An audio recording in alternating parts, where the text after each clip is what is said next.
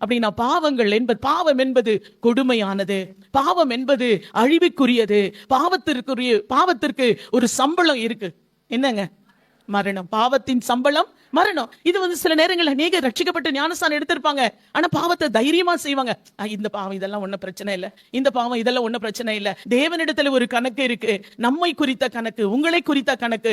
அப்போ நம்முடைய பாவங்களுக்காக கிறிஸ்து மரித்தார் என்பதை நாம் எப்பொழுதும் நினைவிலே கொள்ள வேண்டும். அல்லேலூயா. அது உலகம் பாவம் என்கின்ற இந்த எகிப்திலே இன்னும் ஜனங்கள் அப்படியே ஊன்று போயிருக்கிறார்கள். தேவன் வெளியில வரும்படியாக, அவற்றிலிருந்து தூக்கி எடுக்கும்படியாக கிறிஸ்து மரித்தார். அல்லேலூயா, அல்லேலூயா, அல்லேலூயா. அப்படி எந்த நிலையில நாம் இருந்தாலும் நம்மை அப்படியே விட்டு போகிற ஒரு கூட்டம் ஒன்று உண்டு.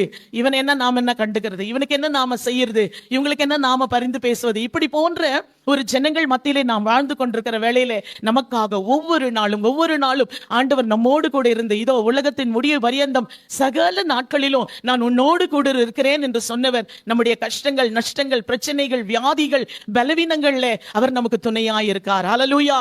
நாம் என்னென்ன பார்த்தோம்? ஒன்று, நாம் ஏகமாய் பிழைத்திருக்கும்படி கிறிஸ்து மரித்தார்.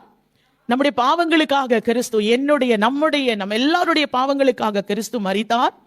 மூன்றாவது, மரணத்திற்கு அதிகாரியாகிய பிசாசானவனை அழிக்க கிறிஸ்து மரித்தார். பாவத்தின் அடிமைத்தனம், பயம் என்கின்ற அந்த அடிமைத்தனத்தின் ஆவியை முறியடிக்க கிறிஸ்து மரித்தார். அல்லேலூயா.